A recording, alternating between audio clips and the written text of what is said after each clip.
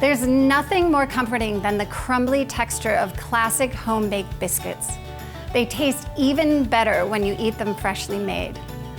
I'm Zoe Francois, and I'm going to show you how to make tender, flaky biscuits in a few easy-to-follow steps. And if you want the full recipe, just click the I at the top right-hand corner of your screen. Here's what you'll need. In a large bowl, throw in the flours, sugar, baking powder, and salt. I use a combination of cake and all-purpose flour to mimic the quality of a southern flour, which makes a great biscuit, but it isn't always that easy to find. Whisk it all together.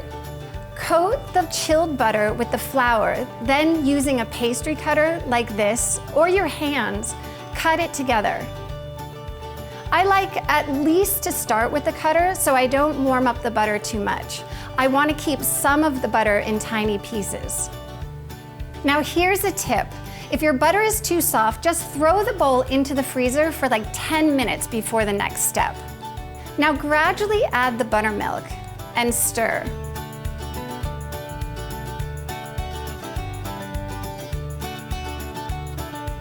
The dough will look a bit shaggy, but there shouldn't be any dry flour in your mixture. Lightly flour the work surface and dump the dough out. Fold the dough over on itself with a pastry scraper. The scraper allows you to work the dough without having to add a bunch more flour. Roll the dough out into a 1/4 of an inch thick rectangle. Fold it into thirds like you'd fold a letter. This traps air into the dough, giving you a fluffier biscuit. Then use a floured biscuit cutter to form the circles. Place the biscuits on a baking sheet lined with parchment paper. Bake for about 15 minutes in a preheated oven until your biscuits are golden brown.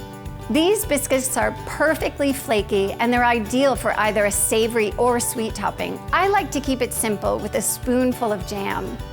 Thanks for watching, and don't forget to click the I in the top right corner of this video to get the free recipe I've used or to learn more baking techniques.